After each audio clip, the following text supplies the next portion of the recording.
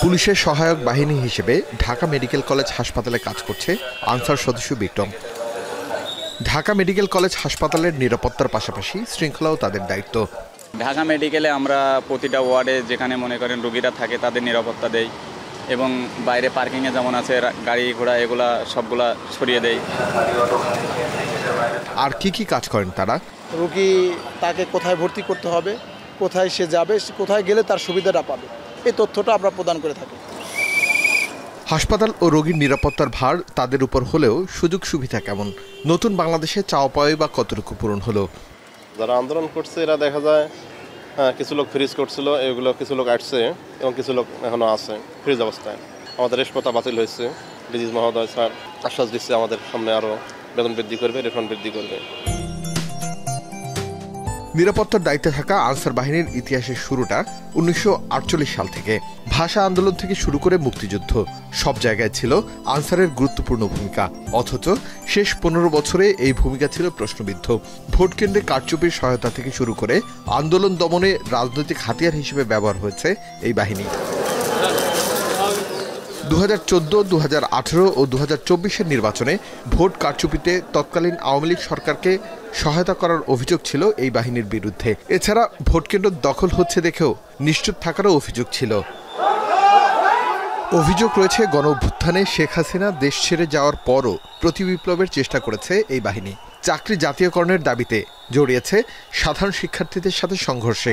ছাত্র জনতার প্রতিরোধের মুখে পালিয়ে যেতে বাধ্য হয় তারা। অভিযোগ ওঠে গণঅভ্যুত্থানকে প্রশ্নবিদ্ধ করতে আনসার বাহিনী প্রতিবিপ্লবের চেষ্টা করে। জাতীয় সংসদ নির্বাচনে ভোটকেন্দ্রের নিরাপত্তার নিয়ন্ত্রণ থাকে আনসারের হাতে। তবে বিগত সময়ে তারা আওয়ামী লীগের সহযোগী হিসেবেই বেশি কাজ করছে। পরিবর্তিত পরিস্থিতিতে কতটুকু সংশোধন হলো তারা, কি পরিবর্তন আনলো নিজেদের মধ্যে, চলুন জেনে আসি। দাবি ওঠে এত অপরাধের সাথে জড়িত বাহিনীকে ঢেলে সাজানোর। পরিবর্তন করা হয় আনসার প্রধান। এরপর পার হয়েছে 3 মাসের বেশি সময়। কতটুকু ঢেলে সাজানো গেল আনসারকে? বিভ্রান্তির জালে আমাদের আনসারের সদস্যকে আর জড়াতে পারবে না, কারণ তারা জানে তাদের লক্ষ্য কি, তাদের মিশন কি, তাদের কার্যক্ষেত্রে তাদের ভূমিকা এবং সক্ষমতা কি। এরা এখন আগের চেয়ে বেশি সচেতন। তথ্য বলছে নবম জাতীয় সংসদ নির্বাচনে 4,23,156 জন আনসার মোতায়েন করা হয়েছিল। তবে দশম জাতীয় সংসদ নির্বাচনে আনসার মোতায়েনের সংখ্যা নেমে আসে অর্ধেকে। একাদশ জাতীয় সংসদ নির্বাচনে আনসার মোতায়েনের সংখ্যা 4.5 লাখের বেশি। আর দ্বাদশ জাতীয় সংসদ নির্বাচনে 5,05,000-এর বেশি আনসার মোতায়েন করা হয়েছে দেশে। গণ অভ্যুত্থানের পর নতুন করে নির্বাচনমুখী যাত্রা অন্তর্বর্তীকালীন সরকারের। কতটুকু ঢেলে সাজানো হয়েছে এই বাহিনীকে?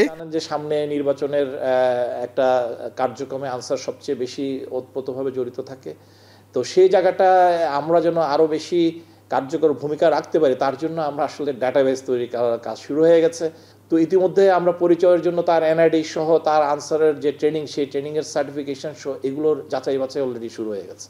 বাহিনীটিকে ঢেলে সাজানোর পাশাপাশি নির্বাচনী ব্যবস্থায় নিয়োগের আগে খোঁজ নেয়ার কথা বলছে সমাজ বিশ্লেষকরা।